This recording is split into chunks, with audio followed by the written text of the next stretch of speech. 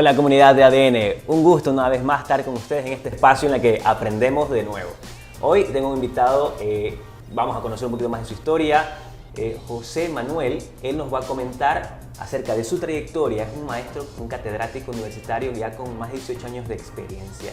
Vamos a conocer de él, de su historia y un poco más. Así que, José Manuel, bienvenido, un gustazo acá. No, para mí un gusto poder compartir con ustedes el día de hoy, poder conversar y más que todo pues compartir con la ciudadanía acerca de las propuestas y lo que llevamos como movimiento y alianza 823. Quería antes de empezar a hablar de ese tema, hablamos ahora un poquito más adelante, pero quería hablar un poco los comienzos.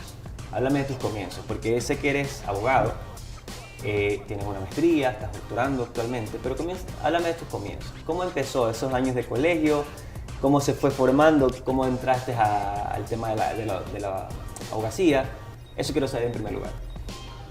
Bueno, actualmente tengo 40 años, soy abogado en efecto, me gradué de la Universidad Católica.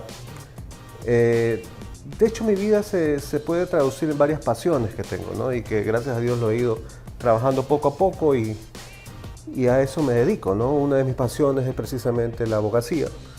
Adoro ser abogado, defender a la gente, defender los derechos, luchar por aquellos que pues, nos confían en mí. Pues, ¿En qué momento te diste cuenta yo quiero ser abogado? Sabes que yo desde un principio siempre supe que quería ser abogado. Yo estaba en el colegio y ya cuando inicié el colegio siempre fue con la idea de en el futuro ser abogado. Mi papá es abogado y de él aprendí muchísimo, entonces trabajaba con él, leía lo que él hacía, me involucraba y me gustó. Me gustaba más bien la defensa de derechos, pelear por las injusticias que se cometían y ese tipo de cosas, toda la vida. Otra de mis pasiones es precisamente el tema del servicio social. Gracias a Dios también desde el colegio me vinculé bastante a la ayuda social cada vez que podía, al voluntariado, a ayudar a las personas en general. He participado en algunos movimientos de voluntariado. Es más, el año pasado fui presidente de JCI Urdesa, que es una ONG internacional que también tiene mucho que ver con la acción social. Y así, ¿no? En la universidad también. Toda mi vida ha sido vinculado a la ayuda social, que también tiene que ver con lo que hago en el ámbito profesional. En algún momento fundé un colectivo que se llamaba Ecuador Solidario, en la época del terremoto, en el 2016, donde tuve también la oportunidad de servir a muchísima gente en diferentes provincias. Aquí conocí un montón de gente aquí en Guayaquil, con quienes todavía tengo una grata amistad. Otra de las cuestiones que me mueve, que me motiva también bastante, es el tema de la política. Gracias a Dios también siempre me he vinculado a la política, pero una política vista desde una... No partidista, ¿no? Una política de servicio, una política de acción directa, una política de acción social, una política de ciudadanía activa, más bien. No sé si me equivoco, revisando el perfil desde el colegio, presidente del Vicente Rocafuerte. Sí, yo me gradué en el Colegio Vicente Rocafuerte, el Colegio Nacional Vicente Rocafuerte, aquí en Guayaquil. Ahí fui presidente del colegio, fui abanderado también del colegio, lo cual también me permitió conocer un montón de gente que todavía, de hecho, mantengo mucho contacto. Gracias a eso obtuve una beca y pude estudiar en la Universidad Católica de Santiago de Guayaquil, la carrera de Derecho. Toda mi vida académica estuve, gracias a Dios, becado, lo cual me facilitó también las cosas. Y sí, también participé en la política estudiantil en la universidad, fui presidente de la Federación de Estudiantes en su momento, fui vicepresidente nacional de la Federación de Estudiantes Universitarios. En algún momento, en aquel entonces, pues me inicié en la vida política ya partidista, fui asambleísta alterno en el 2009, periodo 2009-2013, y ahora pues estoy también vinculado en la campaña de Otto, también como candidato a la Asamblea Nacional en el Distrito 2. Vamos avanzando un poco quiero irme por la parte de la docencia en principio.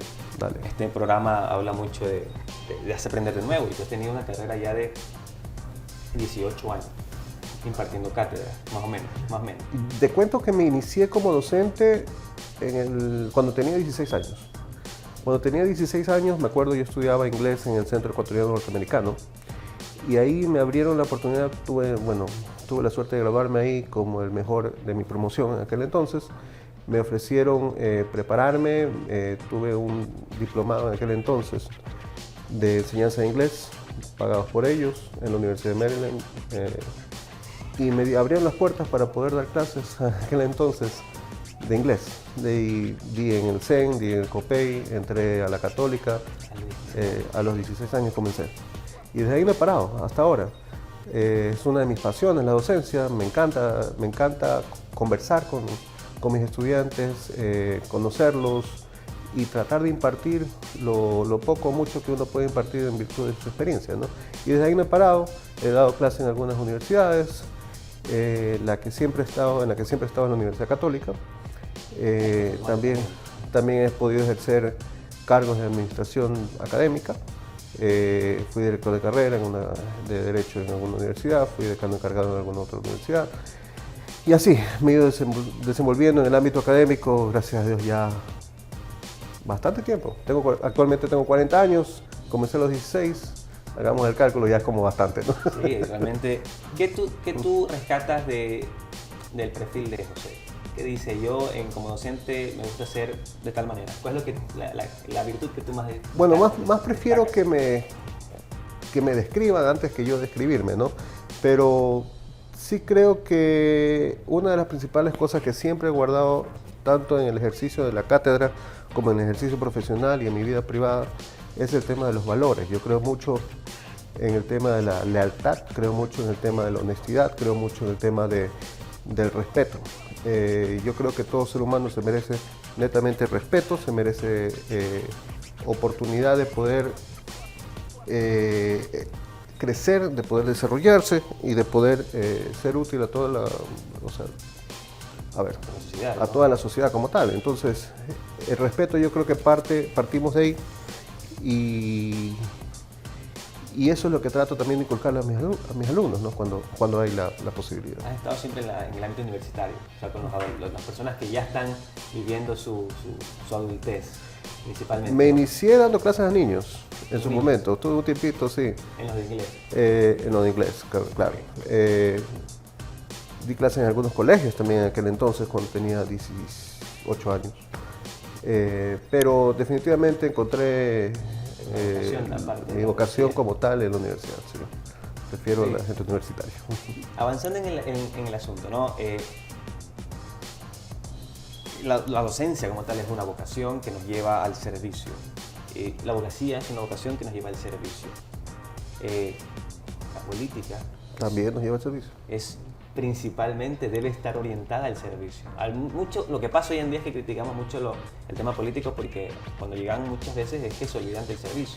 ¿Qué piensas tú? Yo creo que precisamente la política es el mecanismo, el medio más idóneo para precisamente concretar un servicio directo.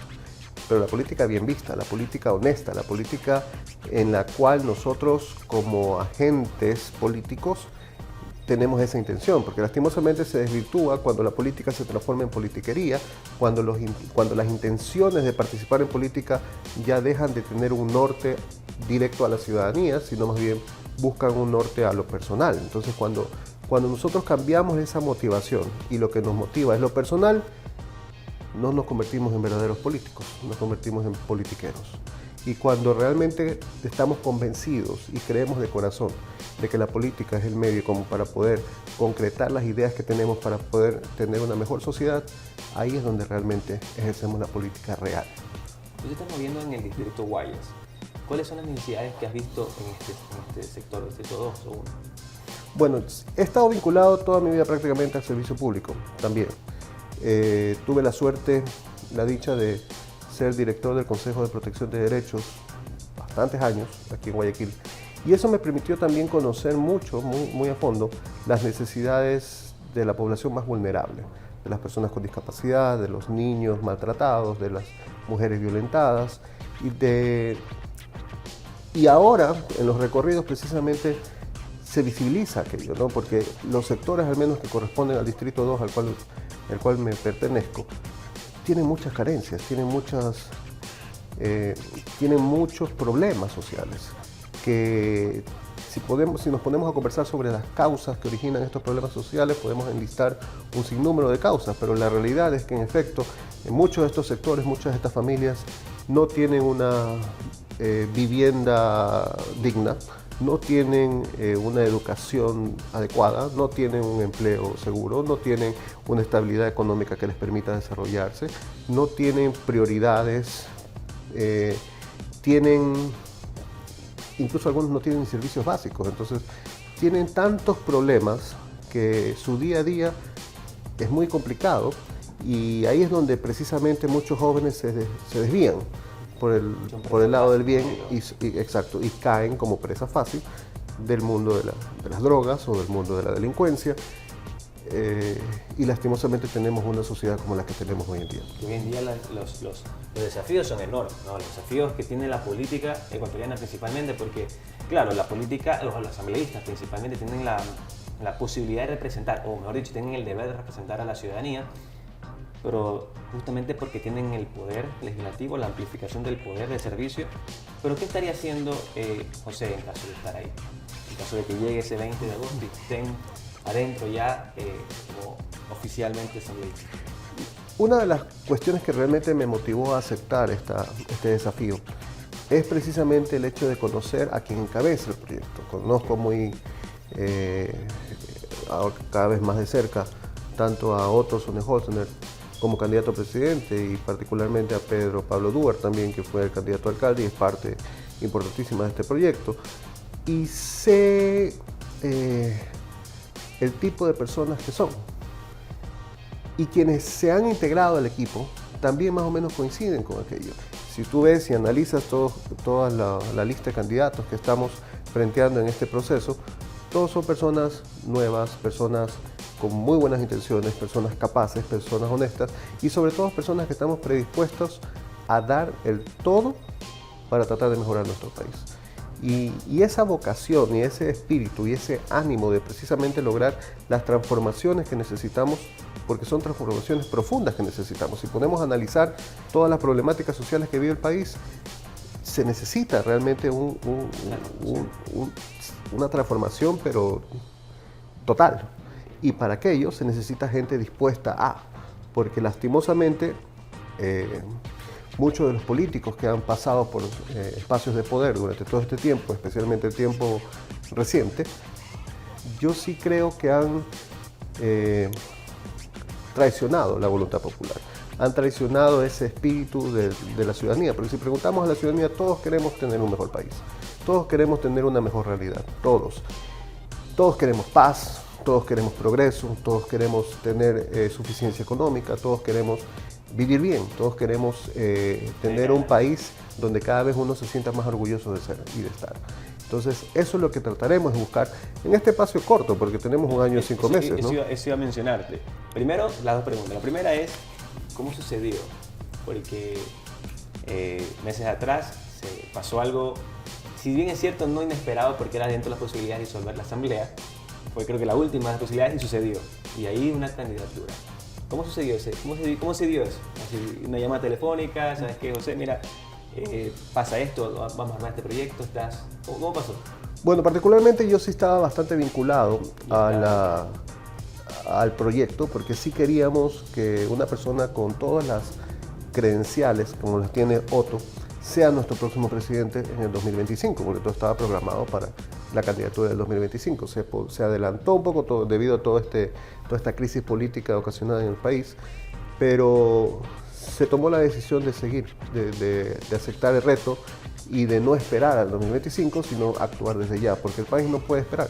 Lastimosamente nuestras realidades, nuestra situación no permite esperar un día más. Y esa es mi segunda pregunta. Claro, nos proyectamos que una candidatura, todo lo que cuesta, todo lo que representa una candidatura, el proceso y todo son para 4 años normalmente. Entonces el proyecto invierte todo para hacer un proyecto político de 4 años. Pero este proyecto político de ahora será de 1 año, 6 meses, 8 meses prácticamente, pensando que el proyecto debe ser a 6 años y medio. ¿Cómo se proyectan ustedes? ¿Qué están pensando? Vamos a hacer el mejor gobierno de la historia. Vamos a hacer todo lo que sea necesario para que desde lo ejecutivo y desde lo legislativo la ciudadanía note la diferencia, porque somos capaces de eso, porque estamos preparados y porque tenemos un equipo dispuesto a luchar 24 horas todos los días precisamente para lograr eso, ser y lograr concretar las mejoras que nuestro país necesita. Aquí voy a tomar un tema muy controversial. Este gobierno que está saliendo tuvo un gran conflicto y justamente fue la Asamblea Nacional. ¿Qué pasa si Otto llega y definitivamente va a tener una oposición del lado donde es fuerte un movimiento particular de político? ¿Qué pasaría si se enfrenta con esta oposición por oponerse? ¿Cómo van a resolver eso? Estamos conscientes que las posibilidades de no tener mayoría en la Asamblea están por toda la división de votación que existe. Pero el problema que tuvo este gobierno no fue solamente la Asamblea, fue la falta de legitimidad y de apoyo ciudadano. Y nosotros sí vamos a contar con eso. Si es que no contamos con el respaldo en cuestiones que beneficien al país de los diferentes bloques de asambleístas, sí vamos a tener respaldo popular. Por ende, si es que la Asamblea no funciona, la ciudadanía estoy seguro que sí respaldará las propuestas. Y ahí voy a hacer otra pregunta también un poco controversial. Si tienen año y medio para gobernar, que es muy corto, se darían, si inmediatamente ustedes se dan cuenta que no hay resultado, porque el primer día que se posiciona en la Asamblea dice, nosotros, este grupo humano, así ustedes quieran hacer lo que quieran hacer, nosotros lo vamos a apoyar. Porque eso es lo que puede pasar, ¿no? Porque ustedes tienen otra visión de lo que nosotros queremos hacer. ¿Estarían dispuestos a hacer el discurso? Porque dice que tienen el apoyo ciudadano, dispuestos a hacer una consulta dentro de ese corto proceso de... Si es necesario, se lo hará. Claro, si es necesario, si es necesario olvidarnos de los políticos, que son los que seguramente podrían poner obstáculos para la gobernabilidad, vamos a la ciudadanía. La ciudadanía quiere tener las mejoras urgentes que requieren. Entonces, la legitimidad de una presidencia encabezada por Otto, de seguro nos va a permitir, en el caso de ser necesario, acudir a instancias de la ciudadanía, una consulta popular o algún otro mecanismo que permita precisamente viabilizar las propuestas, porque lo que queremos es precisamente eso, que la ciudadanía note una diferencia, y para ello se necesitan acciones concretas, directas e inmediatas. O sea, tú dijiste otro mecanismo. ¿Qué otro mecanismo tendría si no es la consulta popular? La asamblea es una, y si tiene oposición, por un lado, complicado. La consulta sería idónea, pero el tiempo es muy corto. ¿Qué otra opción habría? Bueno, habría que analizarlo, ¿no? Habría que ver ¿Conversar? Cómo se da la coyuntura, habría que ver las situaciones que se den y la necesidad de... hay diferentes mecanismos democráticos, ¿no? Está la constituyente en su momento, está la disolución de la asamblea, también está... O sea, hay diferentes mecanismos que se pueden implementar y que están en competencia. Tienen que ir muy armados con las Hay un plan A, A, un plan B, un plan C. Hay varios planes. Hay varios planes y todo depende de cómo se dé la coyuntura. Listo. Bueno, entramos mucho al tema político, es un tema que me apasiona mucho, pero este principalmente es un tema de formación. ¿José es padre? Sí, de hecho tengo un bello adolescente ya, de 13 años. Sí. ¿Cómo ha sido esa etapa de José? Esa parte humana, esa parte de ser No, padre. me encanta ser papá. De hecho, en algún momento me gustaría también tener otro hijo. Pero ya se dará el momento oportuno. Pero no, definitivamente ahora entiendo a mis padres. El amor que uno siente con respecto a un hijo es indescriptible, es algo diferente, es otra cosa, es otro sentimiento que es muy difícil de explicar. Y a todos aquellos que son padres me van a entender. El orgullo que uno siente, el amor que uno siente,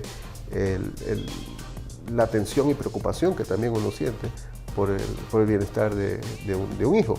Y es precisamente eso una de las cosas que también me motiva para seguir en temas políticos, porque más allá de que es peligroso por todo lo que ha pasado y por todo lo que pasa con los políticos hoy en día, las amenazas, las muertes, los secuestros, también me queda la ilusión, la esperanza de poder, si tengo la posibilidad de hacerlo, contribuir desde mi espacio a los cambios para que los beneficiados sean las próximas generaciones, nuestros hijos, nuestros nietos, tengan un mejor país del que yo tuve. Que es un país donde vale la pena vivir, ¿no? Un país que tiene tanta riqueza natural, tanta riqueza... Un país donde nos podamos sentir orgullosos de ser ecuatorianos. ¿Por qué no? Bueno, hablando un poquito de la crianza, porque es importante ¿cómo te sientes tú? Yo he hecho un buen trabajo, algo que mejorar. ¿Qué dirías tú en la etapa? Porque ya tienes un adolescente, o sea, es la etapa más caliente. No, yo estoy contento de cómo es mi hijo. Yo estoy contento, ¿por qué? Porque veo en él una persona de valores, porque veo en él una persona que es muy sensible con los animales, es muy sensible con las personas, siempre trata también de ayudar a quien les puede ayudar, es honesto, es dedicado. Yo estoy muy feliz de cómo es mi hijo y cómo va creciendo. ¿Cómo eres tú en esa crianza? ¿Cómo te consideras? ¿Muy recto, un poco inflexible? Sabes que yo soy más de diálogo. Yo soy más de diálogo. Yo creo mucho en el poder de la palabra. Creo mucho en que la gente, si es que tú le explicas todo un contexto, logra entender. Y no solamente con los niños, con los adultos también. Me gusta bastante dialogar, entender, analizar y hacer comprender al resto los beneficios pro y contra de la toma de decisiones en ciertos temas, ¿no? Bueno, de profesión ya eres con las letras muy bueno. Pues claro, va de la mano con lo que hago, bueno, tanto en la docencia, tanto en la abogacía, en la misma política. Sí. Tengo que hablar bastante. Para ir cerrando el espacio, yo quisiera que vayas pensando en un pensamiento o una acción que tú quisieras comentar que ahora, a tus 40 años, tú dices, quisiera haberlo aprendido antes, no sé, como padre, como persona de servicio público, en las distintas ramas que dices, esto me queda marcado, yo lo aprendí un momento, me sirvió para el resto de mi vida. Quizás sea importante decírselo a las personas que nos están escuchando y al final también tenga algo para ti. Pero vas pensando en esa acción, en ese pensamiento, en esa frase que quieras comentarnos. Me dice producción si es a dónde, hacia acá. ¿Qué pensamiento tú dices? Esto me marcó a mí, quisiera que la gente lo sepa. Yo creo que una de las cosas que más me ha marcado y que me ha permitido precisamente desarrollarme como persona es la empatía. Esto lo he venido adquiriendo poco a poco, pero creo que cuando un ser humano es mucho más empático con las situaciones ajenas, puede desarrollar ciertas habilidades como para poder entender mucho más a la gente. Porque a veces uno reacciona, cuando tiene carencia de empatía, reacciona mal. Cuando tiene carencia de empatía, no entiende a las reacciones ajenas. Cuando carece de empatía, no logra dominar ciertos aspectos del entorno. Y yo creo que esto es complicado de aprender. Demanda experiencia, demanda que la vida te haya permitido tener momentos como para tener este tipo de aprendizaje, pero la empatía creo que es fundamental para el desarrollo interno y personal de cada uno. Listo. José, para ir terminando, no quería dejar pasar la oportunidad de tener un detalle para ti. Siempre a todos nuestros invitados le tenemos un pequeño presente y esto es de parte de ADN.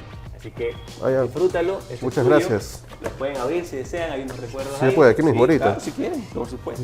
No va a salir saltando nada. Para nada. No somos de esos programas.